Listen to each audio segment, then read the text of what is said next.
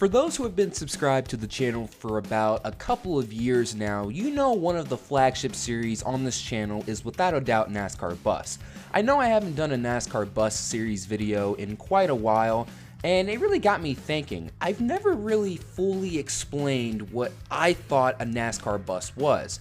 There's many different opinions, many different variations of what a bust is out there, so let's get into it. First off, let's get the general definition of what a sports bust means out of the way. A sports bust is an athlete who gets selected highly in a particular league's draft or is signed to a mega contract but doesn't even live up to a sliver of those expectations. Well, let me rephrase that a little bit.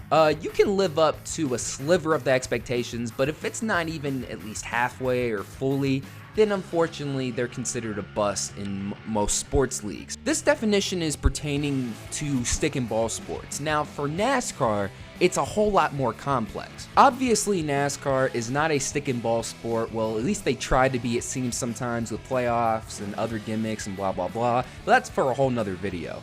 Prospects, when they come into motorsports, any particular motorsport, there's a sliver of expectations depending on what team they're driving for or who they might be replacing in some cases. Some drivers come in with lofty expectations depending on a previous series they raced in. So for example, in the sanctioning body of NASCAR, a young prospect could be dominating in the now called NASCAR Xfinity Series, and boom, he has a ton of expectations to move up to the next level and do the exact same thing. These lofty expectations started in the early 2000s when future Hall of Famers such as Matt Kenseth, Dale Earnhardt Jr., Jimmy Johnson, Kevin Harvick, Kurt Busch, etc. came into the sport and they were considered the young guns, and they immediately started winning right out the gate.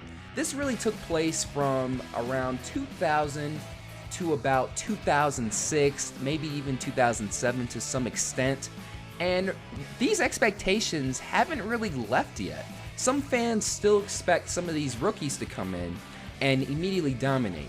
That hasn't been the case for many years now, and I really think it's important that we put those expectations to rest. It really goes to show that NASCAR has different eras in particular when it comes to rookies. Really from the late 80s all the way to the late 90s, particularly in 1999, there was a period where a rookie didn't win for around 11 to 12 seasons. Davey Allison was the last one in 1987, and then Tony Stewart ended up breaking that record in 1999. So for about 12 seasons, there was a period of time where a rookie didn't win a single race. Then you fast forward to the early 2000s and it seemed like the young drivers were winning possibly every single week.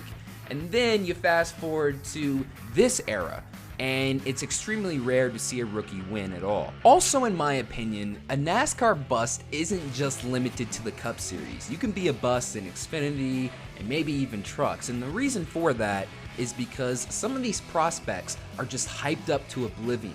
Now, whether I'm hyping them up or whether NASCAR are hyping them up is a major difference. Let's say I hype up a particular prospect and then immediately turn on them for being a bust.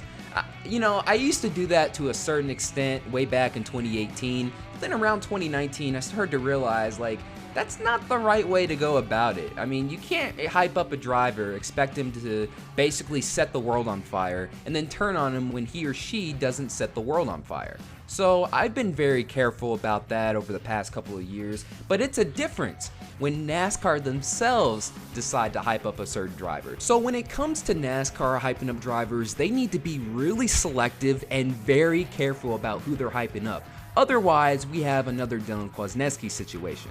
Kwasniewski was touted as the next big thing. NASCAR was definitely getting behind him in this one, but only lasted 2 seasons in the Nationwide/Xfinity Series from 2014 to 2015. Basically, a flash in the pan. Now, to my most controversial bust video of all time, the NASCAR Bust Steve Park video. This one, I'm not gonna lie, is one I regret to this day.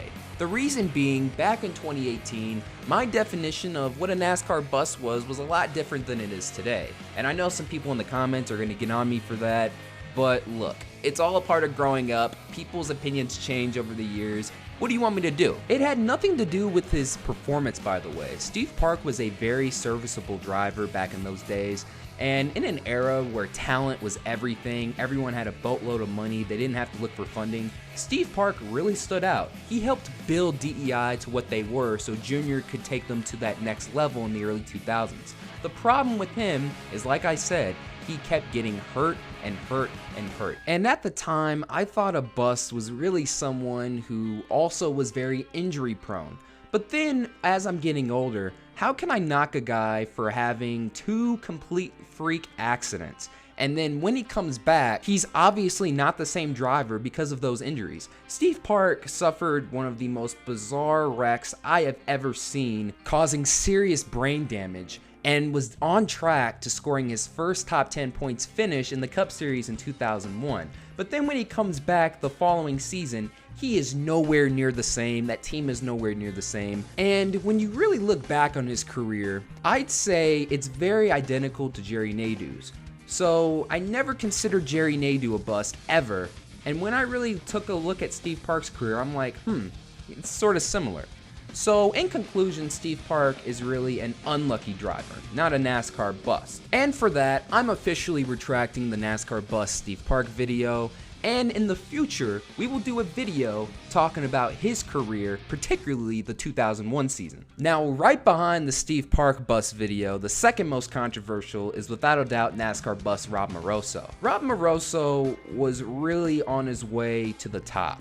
At the time, he was very unusual because NASCAR was so much older back in the day. The drivers were in their 30s, 40s, 50s. I think the youngest drivers at the time were probably mid to late 30s perhaps. That's what it seemed like to me. But all of a sudden, this young kid comes out of nowhere, starts defeating the competition in the then called NASCAR Busch Series, and then moves straight up to the Cup Series with help from his father, Dick, and with Crown as a sponsor. Obviously, being in your early 20s with a brand new team, going up against these giants and these older drivers, he was going to struggle.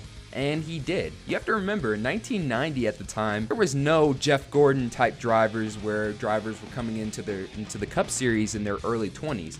It certainly is not what it is today. Back in the day, it was obviously a lot different, and Moroso suffered because of his inexperience and the inexperience of his new team. But my problem wasn't particularly with the performance, it was the off-the-track stuff.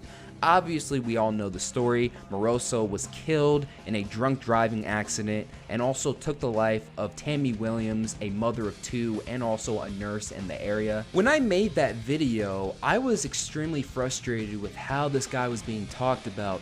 Oh, he was gonna be the next big thing. What a tragedy it was to lose his life. What about Tammy Williams? What about her life too?